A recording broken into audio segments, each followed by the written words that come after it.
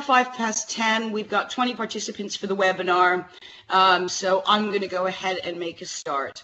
Happy Black Friday to all of you, and for any fellow Americans out there, happy Thanksgiving for yesterday. Welcome to this webinar on supported internships. My name is Kathy Melling, and I am presenting this on behalf of the Preparing for Adulthood program. For those people who don't know me, I've been involved with supported internships for quite a long time now. Back in the days when with Value Employment Now was my first involvement. And I've continued to be involved and set up numerous supported internships since they first started in around 2010, 2011. I'm going to be taking you through this presentation. People will notice that there is a conversation box where if people actually do have any questions, what you can do is you can type those in. I won't be taking questions as we go along, but what I'll be doing is I hope to pick up any questions that people have at the very, very end, if that's okay. So welcome to this. I'm very excited to be talking to you about supported internships. Because I'm actually one of these people that thinks that work is possible and work is positive, and that everybody who wants to work can work with the right job and the right support. And this slide here at the moment just shows a wide variety of people actually who've been successful in working. I'm very, very excited actually about this particular slide because on the bottom in the middle there's a young man by the name of Leon. And that picture was taken when he was 23. And I met up with Leon yesterday, who works for Wandsworth Council. And he's now 33, 10 years on. And he's still working for Wandsworth Council, and he's just looking at facing yet another promotion, so 2 promotions since this picture has been taken, which is absolutely fantastic stuff. I'm here talking to you about supported internships, which is one of the ways in terms of a vocational curriculum to make sure that young people with special educational needs and disability get jobs and sustainable careers when they leave education. I will also be making some references to traineeships and to apprenticeships, which are 2 of the other route ways that sit alongside supported internships to get people into work. As you know, in terms of the legislation, in terms of preparing for adulthood, what we should be doing in terms of post-16 education, and I would even argue well before then, is what we should be doing is making sure that we're providing education which is going to achieve better life outcomes for young people in employment, independent living, community inclusion, friends and relationships, and good health. And one of the things, for those people who do know me, the thing that I'm most passionate about is about employment. Because if you do get a job, all of those other better life outcomes do tend to follow in terms of dividing where you live, helping you to develop friends and relationships and be part of your community. And it is well documented that good work is good for you. And apologies, my cat's just run across my keyboard. Hurrah. I kind of like to start off with things around what supported internships are not, because supported internships are very much have been sort of highlighted as an important pathway in getting people into work. And there's a lot of people out there providing a lot of type of provision which isn't necessarily supported internship, but is badged as supported internship provision. Supported internship is not just another college course. So it's not about people sitting in a classroom and learning about what work is. Supported internships are very much about people being in work and learning about work by being in work. And it's not just another work experience program. I think it's really quite important to ensure that before people go on to supported internship provision, that they are having good, robust study program provision where they've had the chance and opportunity to have a good breadth of meaningful work experience in typical workplaces. So that's not about work experience in school or in college or with a training provider. It's actually out in typical workplaces in the community. And it's also not for learners who've not thought about getting a paid job before. What should be happening before people go on to supported internship provision is they should be able to benefit from study programs with the core aim of work experience, which is help them to think around getting a paid job, but is also going to help them to think about what types of sectors they might want to work in. It's also not for learners who are unsure whether they want a paid job. The primary aim of supported internships is for people to progress into paid employment, preferably of 16 hours a week or more. So if people are not sure about whether or not they want a paid job, what they should be doing prior to that is study programs with the core aim of work experience. Supported internships are also not a route way for young people onto either traineeships or apprenticeships, because there's nothing stopping a young person in moving from a study program with the core aim of work experience onto a traineeship, and a traineeship can either lead to a paid job or lead to an apprenticeship. Interestingly, I think the traineeships are one of the best kept secrets at the moment, and some recent evaluation, which has been published by the Department for Education this summer in July, demonstrated that 24% of young people actually who benefit from traineeships are in fact young people with special educational needs and disabilities. And it's a really, really effective route way and can oftentimes look very similar to a supported internship. And I think it's really quite important because supported internships are for those young people who, in terms of their level of educational attainment, are always going to find it difficult to be able to access either traineeships or apprenticeships. Government's doing quite a lot of work at the moment to look at making sure that apprenticeships can be more inclusive and that there are more young special educational needs and disabilities. So a lot of the apprenticeship framework in terms of English and maths, with a lot of the sectors that people are going to be working in, they will only need to achieve a level 1 or equivalent in English and maths. And in August of this year, government announced a relaxation around apprenticeships for English and maths for those young people with an education, health, and care plan, so that if people with an education, health, and care plan go on to an apprenticeship, they will only need to achieve English and maths at an entry level 3 or equivalent. And there's a wide variety of pace setters that are looking at that, which is really, really quite exciting. So, what are study-supported internships? Study-supported internships are a study program in terms of post-16 education with a core aim of work experience. And it's something, a type of provision that needs to be listed in the schools, the colleges, or the training provider's prospectus. And it also needs to be published in the local offer. There are so many people that are trying to get onto supported internships, and I know that a lot of families contact me in frustration because they can't find where their most local supported internship provision is. And I'd just like to note that what it says in the code is that supported internships must be listed in the local offer. It's also for high needs learners, and so it's for those people with an education, health, and care plan who have done substantial work experience, and in terms of their aspirations to get a job is highlighted in their provision in their education, health, and care plan.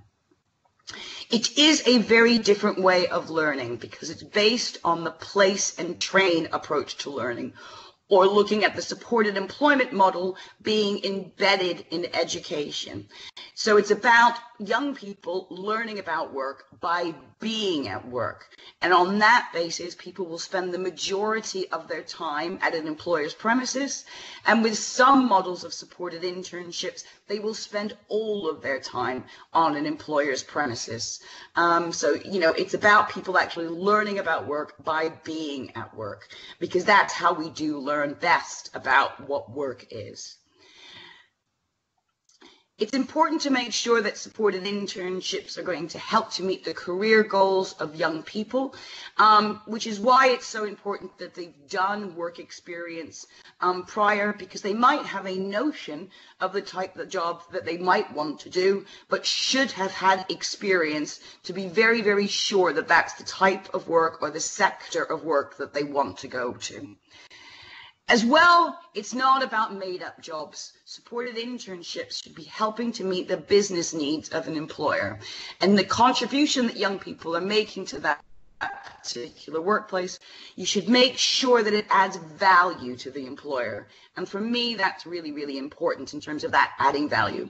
Because what we're looking at with supported internships, as the primary aim is for people to get jobs, is we want the supported internships hopefully to be converted into real jobs when people finish their program of study.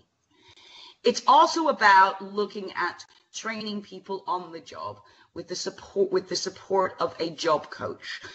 So it's very much about people learning about work and learning about their job roles and all of the tasks involved in their job roles by that sort of learning in situ with support of a job coach where that is appropriate.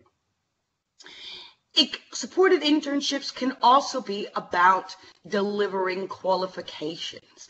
But I think it's really, really important to make sure that when you think around what qualifications you are providing, is that it is very much about the qualifications that are important to that particular employer.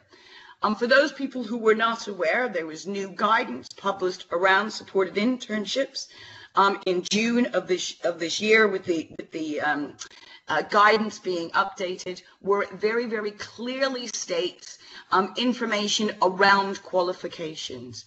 And what it now says in terms of qualifications is that you do need to be setting stretching learning goals in English and math, but you do not necessarily have to be offering qualifications in English and maths if that is not going to be helpful for the young person in achieving their ambition in terms of getting a job.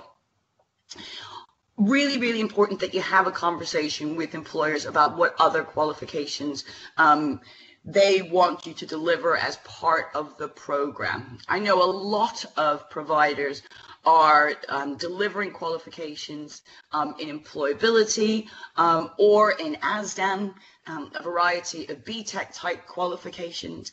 And it's really important to talk to your employers about whether or not those types of qualifications are important to them.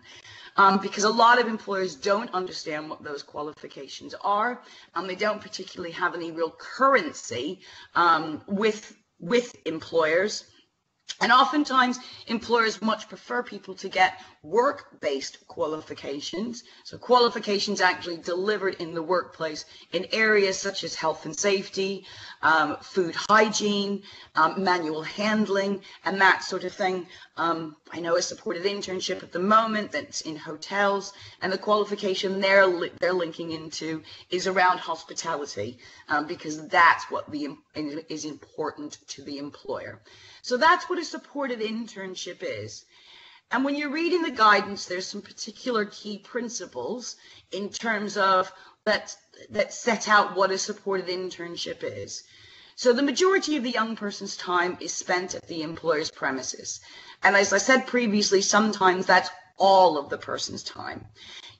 A supported internship is a full-time study program, so my expectation would be that you're looking at either 4 or 5 day provision, and you are looking at eventually people spending at least 16 hours a week at work. Really, really quite important, I think, in terms of that, because people are learning about work by being at work. So really what we need to be doing is we need to be replicating as much as we can what a working day is, recognizing that some young people may not have the stamina to walk into a supported internship where people are expected to work a full day. So hours might need to be increased over a period of time. As well, in terms of the majority of the young person's time is spent at the employer's premises, I think it's really quite important to ensure that young people are actually, their supported internships are within the hours and the days of other people who would typically do those jobs. So for example, I was at a supported internship provision recently where somebody was working in a particular job where the workforce started at 7:30 in the morning and worked through till 2:30. So you would expect for that supported internship provision to be between those times. It's not just another college course, so it needs to be fitting in very much with the needs of what the employer are. Similar in terms of some sectors, say for example, retail. If you're working in the retail sector, it would be normal for people to work on either a Saturday or Sunday. So there would be an expectation that your supported internship actually involves some weekend working. And similarly as well in terms of shift work. If a particular job role involves people working in shifts, the supported internships will mirror this as well in terms of actually preparing people to be able to work shift patterns. As well, what you're looking at doing is you're looking at, in terms of that training people on the job, is that you're using systematic instruction where it is appropriate, and systematic instruction is a method of teaching people to learn new tasks, and it's particularly helpful in terms of people with more complex learning difficulties, and it really is quite an amazing technology if people haven't seen it in action before, where people with quite complex needs can learn to do some sometimes quite complex jobs as well. As well, it's really important to make sure that throughout the supported internship provision that young people are set stretching learning goals, which does include English and maths. Oftentimes, if you look back at all of the evaluations that there have been on supported internships, which includes the project search evaluation, plus the evaluations that there have been around different ways of delivering supported internships besides project search, is that oftentimes employers have a really low expectation in terms of the contributions that people with learning difficulties and disabilities and people on the autistic spectrum can make in terms of the workplace. People like me have a complete understanding that everybody has a positive contribution to make to the workplace. So when employers are setting out quite easy job roles, supported internships are unpaid. It is a program of study. So what you should be looking at doing is working with your employer and making sure that you're upping the ante in terms of making those job roles more difficult, to make sure that you can continue to set stretching learning goals in terms of the supported internship throughout the course of the program of study. Also includes English and maths, and as I said, you don't need to be looking at providing qualification in English and maths where young people have plateaued in terms of their levels of educational attainment in these two areas. But what you should be doing is looking at the application of English and maths in the workplace. So that might involve doing things around looking at how you weigh things, reading signs in the workplace, reading bus and train timetables, using the internet, and using email. And as well, what will happen in terms of one of the key principles of supported internships is both the young person and the employer will have support from a job coach and a tutor, which is really, really quite a critical thing, because what you're wanting to do is to make sure that any classroom-based learning makes sense and there's a join up between what young people are learning in the workplace and any classroom-based activities. And for me, one of the most important key principles is to make sure that young people continue to be supported after the course of study. Far too often, that isn't factored into the design of supported internship provision, and young people don't have that support at the end of their supported internship.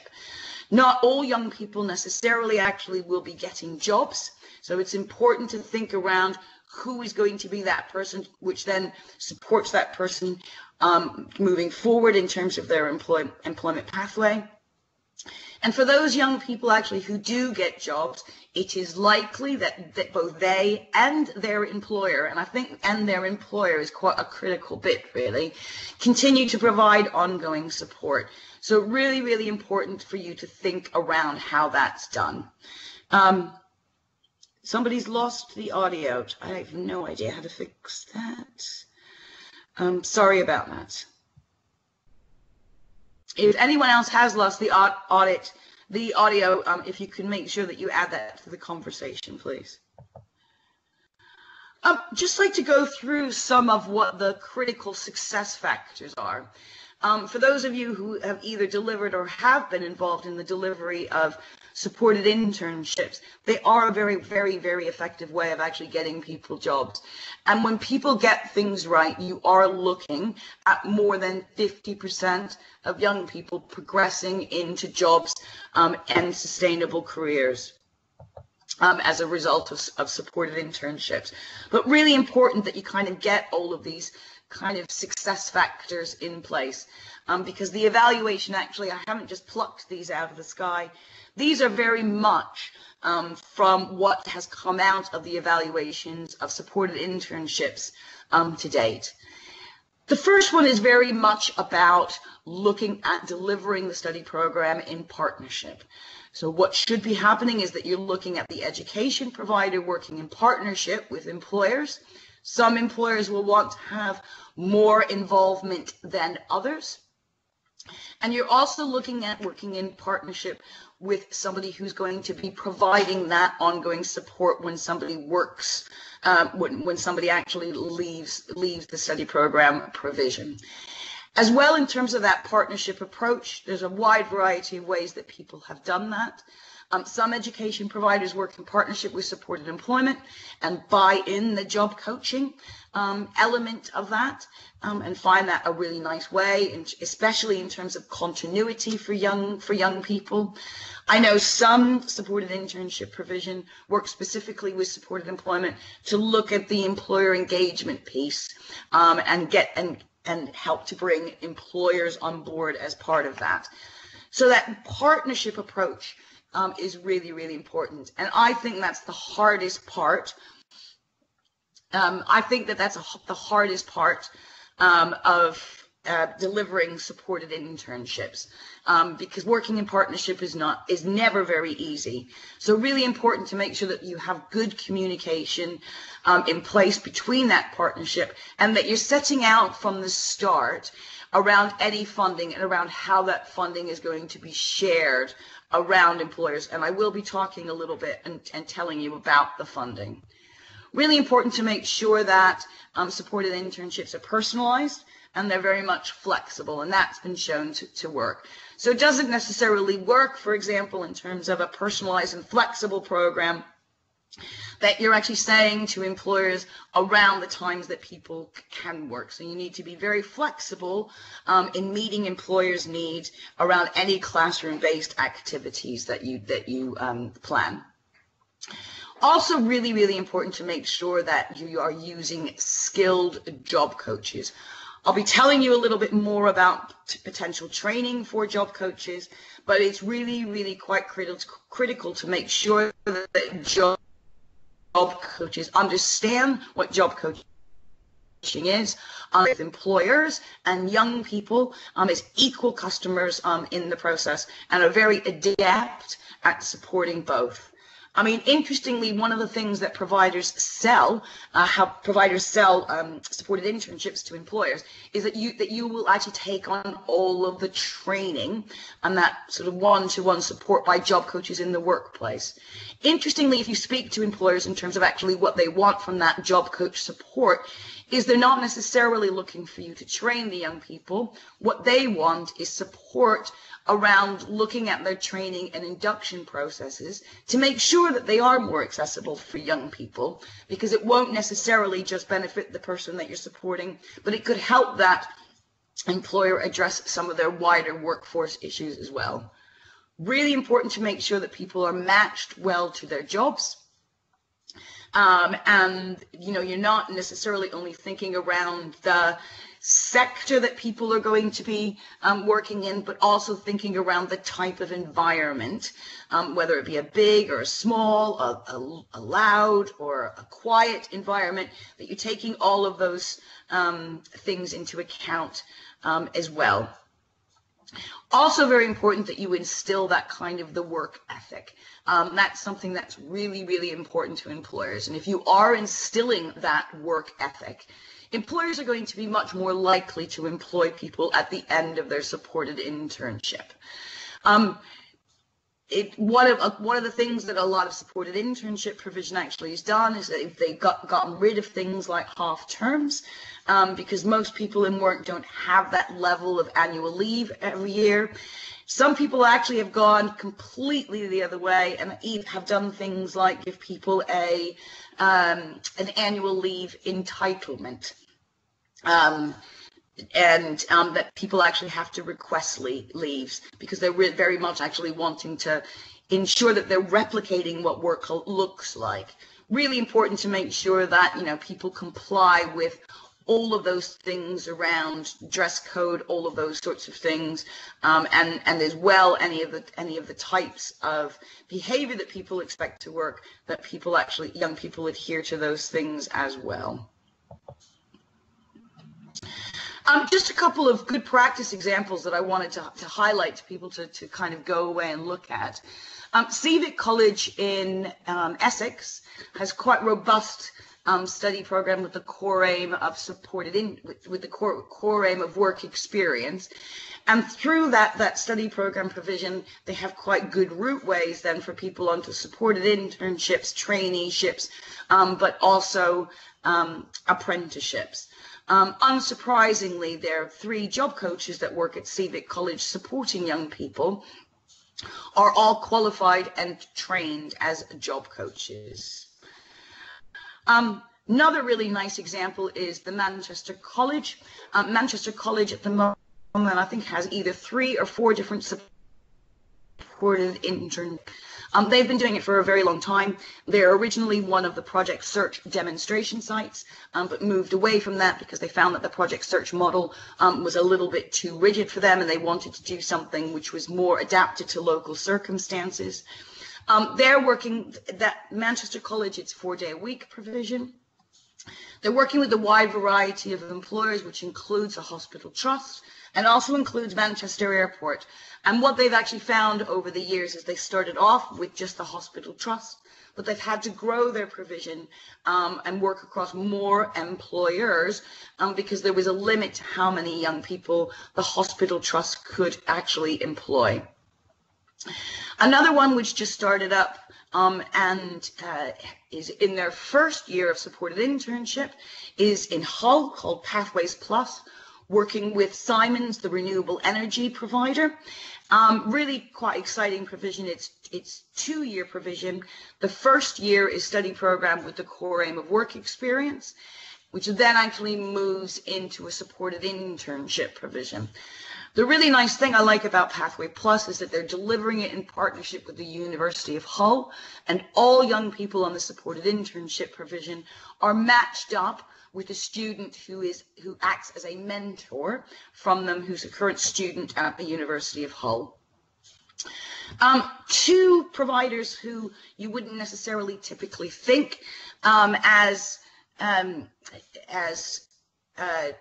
providers of supported internships is Tower Project and Tower Hamlets and SkillNet Group. And these 2 providers are very much new entrants into the market.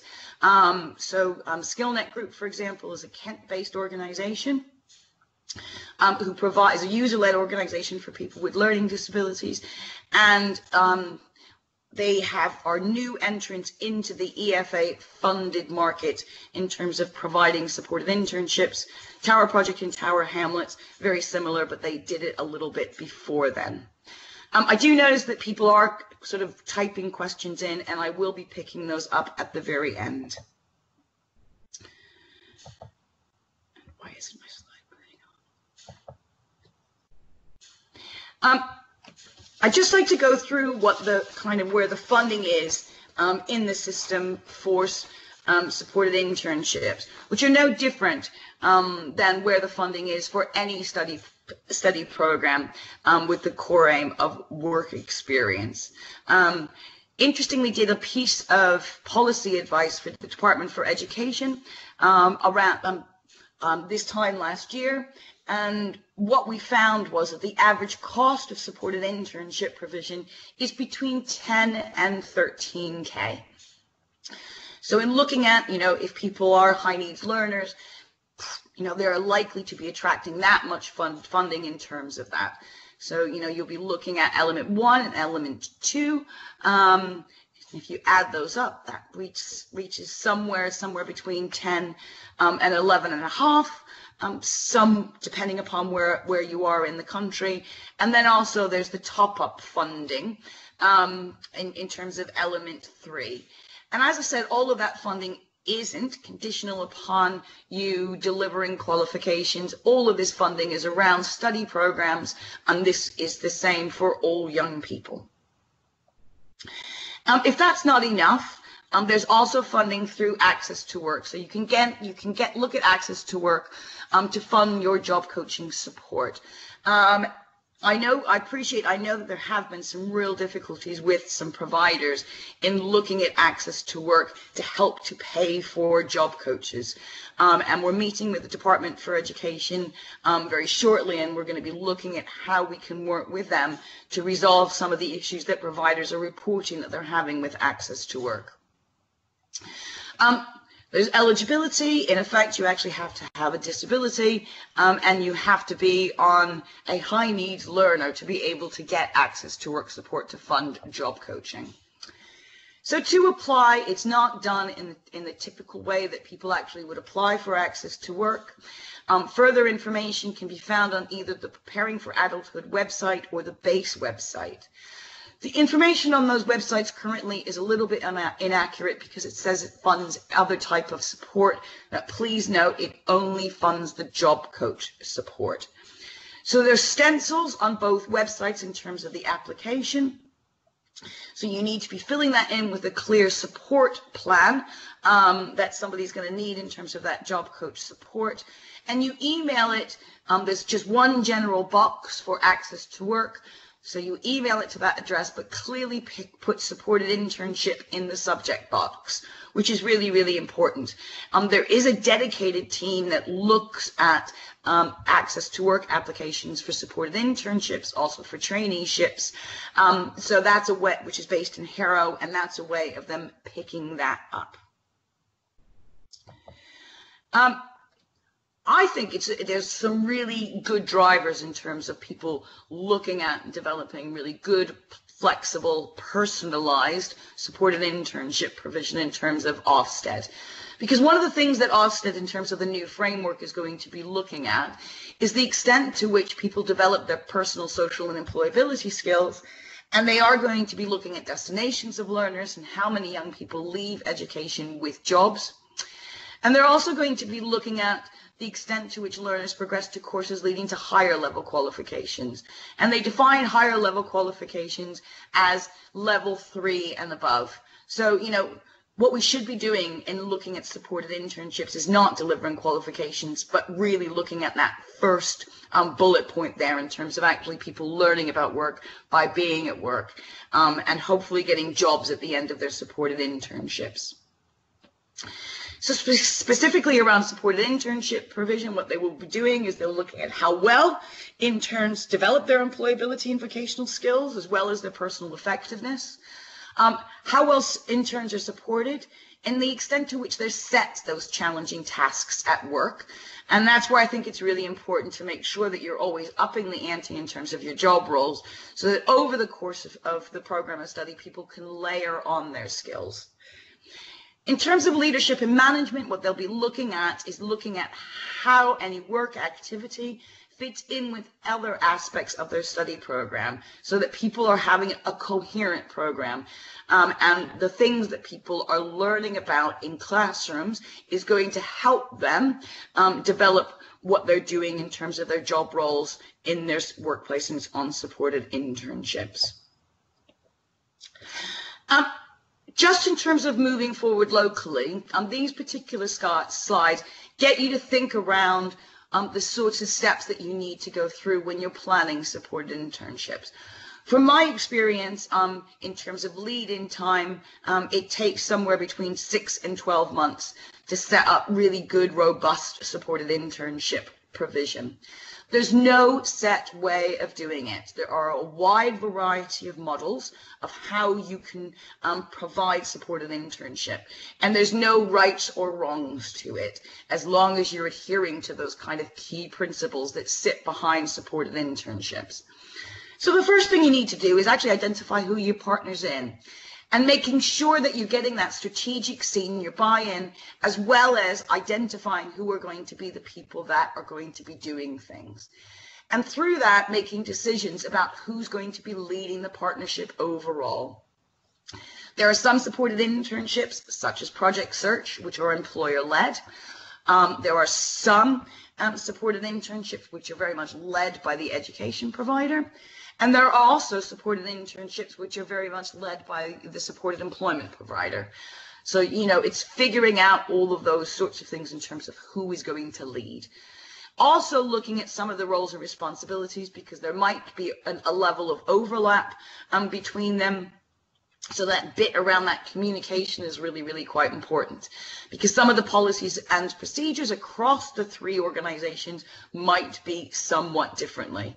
So say, for an example, an employer actually might have particular policies in terms of capability at work, and if people actually do make mistakes at work, which may very much differ from the education provider.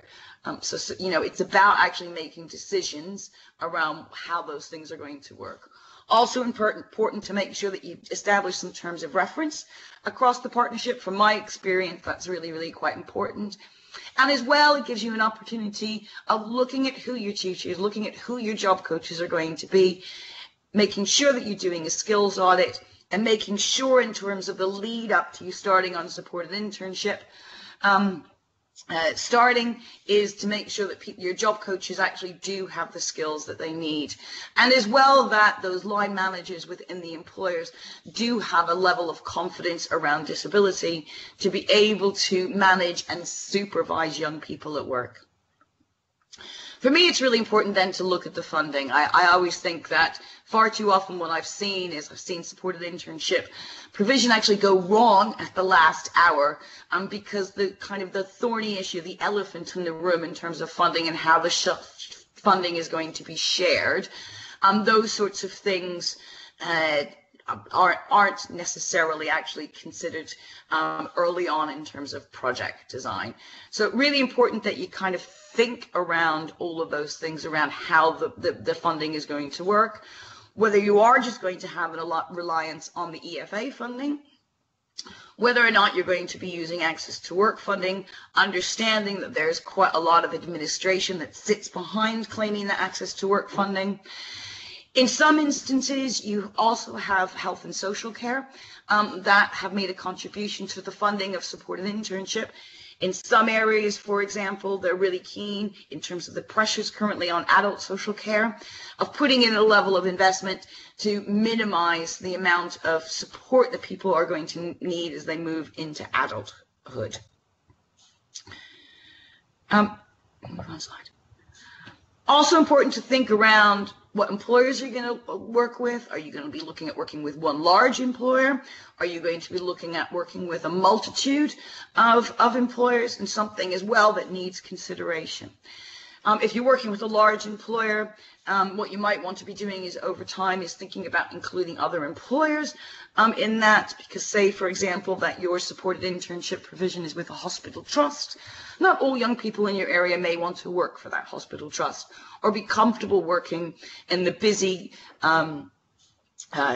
large environment that hospitals are. Also need to think around what their involvement are going to be.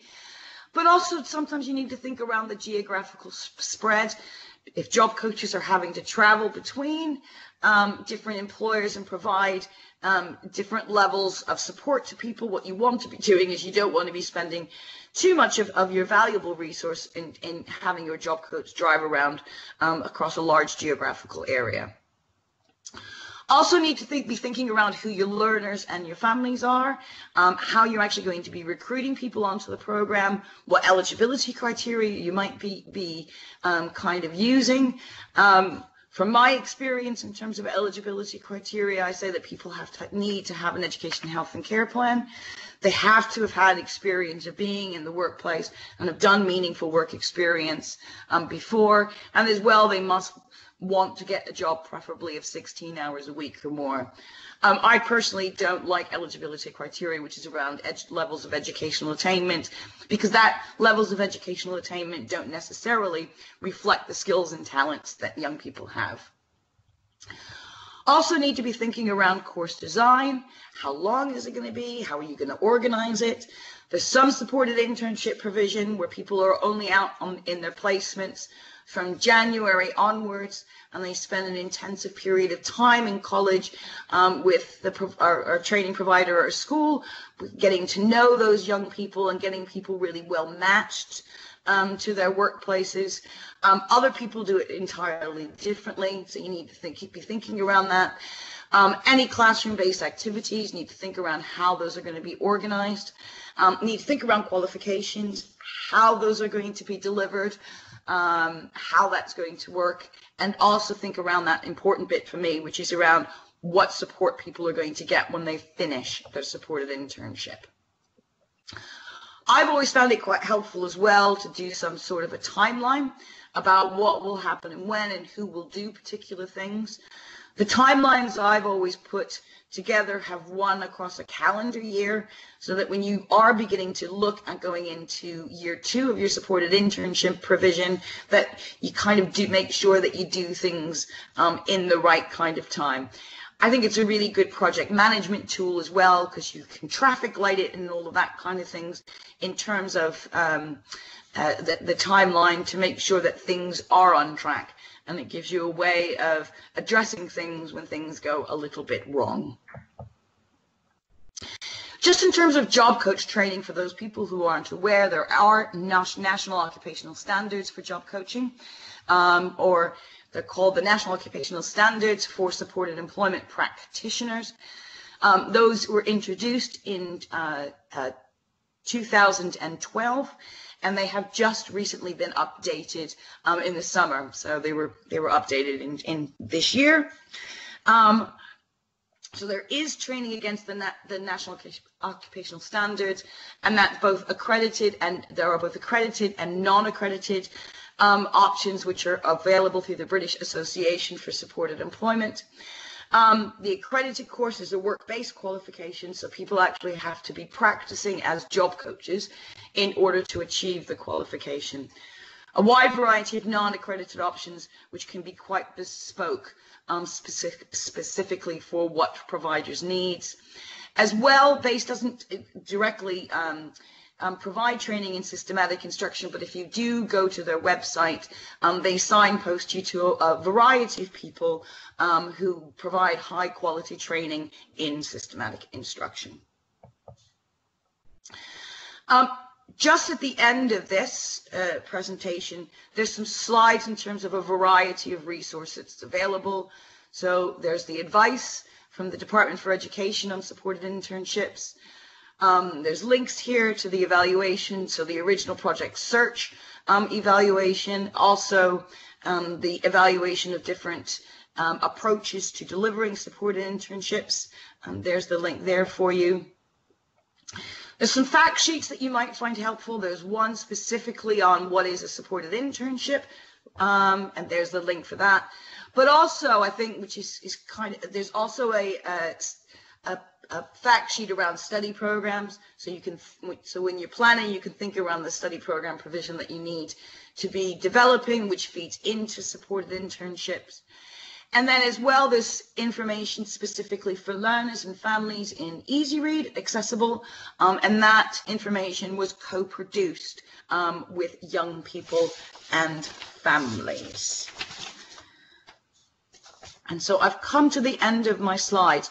Just to let people know, I do talk very fast, and knowing that it was only an hour and there was quite a lot of content to get through, This webinar has been recorded, so you will be able to access it afterwards through the Preparing for Adulthood website. Okay, if you do have any questions, some people have put in some questions as we've gone along, so do continue to add to those if you do have any. So I've got a question here about what is a good ratio of interns to job coach, please. This is a really difficult one to answer because what you're looking at doing is making sure that you're providing a personalized and flexible program. And it will very much vary from individual to individual, as well as vary from employer to employer. As a general rule, I would say that you're looking probably at around somewhere between one job coach for between 3 and 5 learners. However, recognizing you're probably going to have ebbs and flows in terms of the need for job coach support, which is why in a lot of instances education providers are actually buying in job coaching from a supported employment provider to be able to manage that. As well, in terms of those ratios, is because you do have ebbs and flows, so that when people first start their extended work placements, they do need quite intensive support. So what some providers have actually done is they've looked at staggering their starts of supported internships to be able to cope with that demand in terms of variations. So Emma, I hope that one has answered your question. Please do type in if I've not answered that question for you, Emma. So how is Pathway Plus funded for 2 years is a question that I've got here from Gemma. So Gemma, the way that Pathways works is that the 2 years, they both are study program provision with the core aim of work experience. So that's funded with that slide, as I said, in terms of element 1, element 2, and element 3. So year 1 is just funded as it would be, and then with the second year, again funded in the same way. I think they're using Access to Work as well for their second year of provision. I haven't checked with them, but I know they only started in September, and I haven't had a chance of catching up with them about how day 2 is going. So I kind of hope that helps you.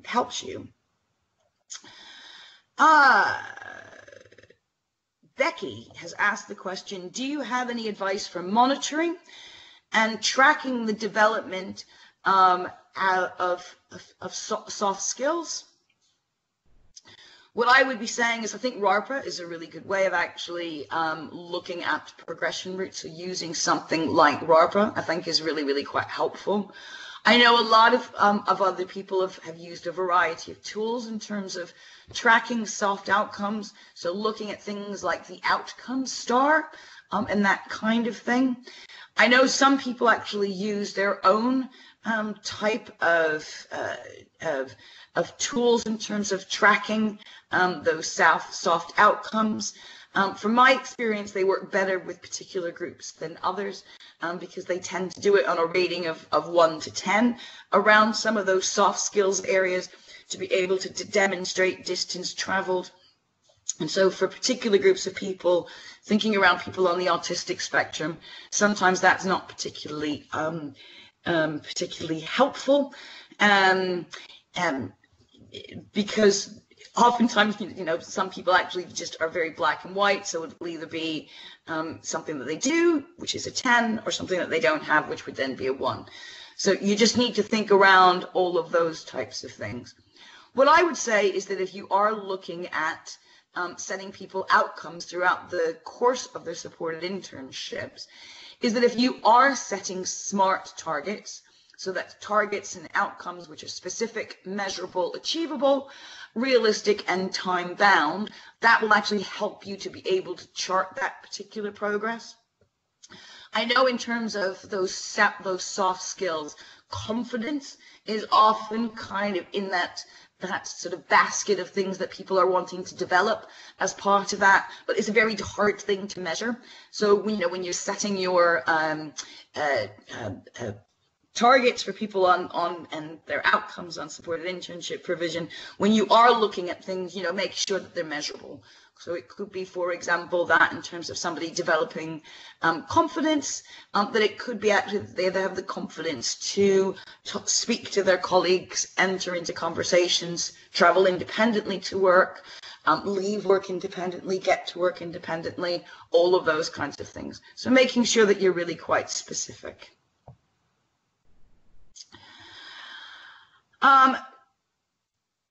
Karina asks, would it be possible to get a copy of the slides, please? Yes, that will be made available on the Preparing for Adulthood website. How can parents ensure the quality of the internships on offer? That is just so important because there's so much variable quality in terms of the provision that's out there. At the moment, one of the things that's going to be happening really quite quickly is that there are 4 organizations that are going to be working together to try to pull together some information specifically for families. So that's the Preparing for Adulthood program, Contact a Family, the National Network for Parent Care Reform, and the British Association for Supported Employment. And those organizations are going to be making sure that they get some information out to families so that when you're looking at the provision that's specified in somebody's education, health, and care plan, you can make sure that that provision actually is set in the right way in terms of that. And I'm afraid that's really all I can say about how parents can ensure the quality of internships on offer. And if you are involved in, as part of the development of your local offer, really put that kind of thing on the table to look at, making sure that that's considered as the local offer is developed.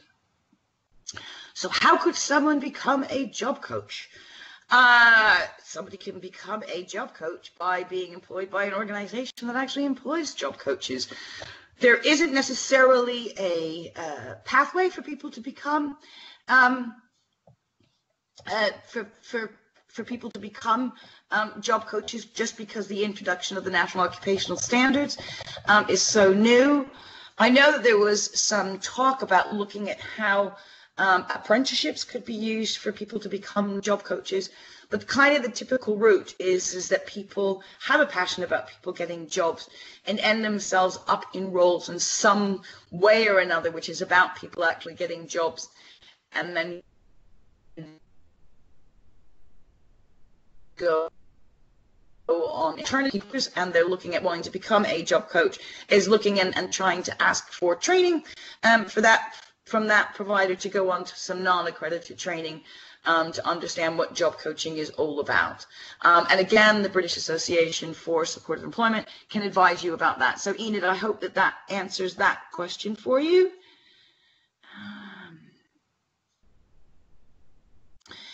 And then Rachel asked, do you know what the time frame is for providing this monitoring information on quality for parents to be able to tap into? I'm afraid that I don't at this particular point in time. I know that the 4 organizations are looking at trying to produce that as soon as possible.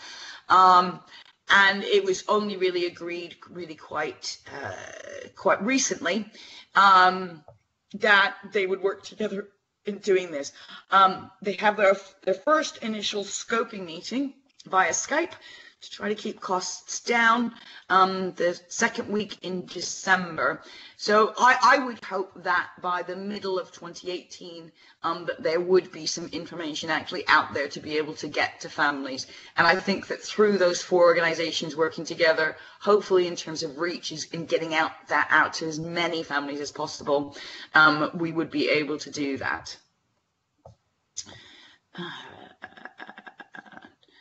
Another question at the moment, which is, how do you manage resistant managers, please? What I would say in terms of any managers or any employers that you come across that are resistant to looking at supported internships is that if you are working with other employers who've had a good experience of supported internships, that you link those employers to have conversations with employers, because I think that actually works best. If it's with managers within one organization, what I would say is that you should be looking at having some line managers who are champions for it. So again, you can actually have those managers speaking to managers. It is a really difficult one, and oftentimes it's not until people actually see that it can work that it in fact actually does. So Emma, I hope that that's answered your question. There is some really good information that's available on the Preparing for Adulthood website around engaging with employers, so do have a look at that.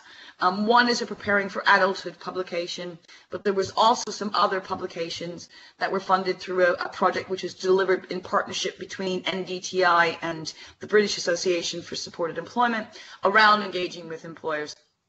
So please do also have a look at that as well. Does anybody have any further questions? I realize it is now 11 o'clock, so I'll probably start to lose quite a few people. So if anybody does have any further questions, please do type them now before I do log off.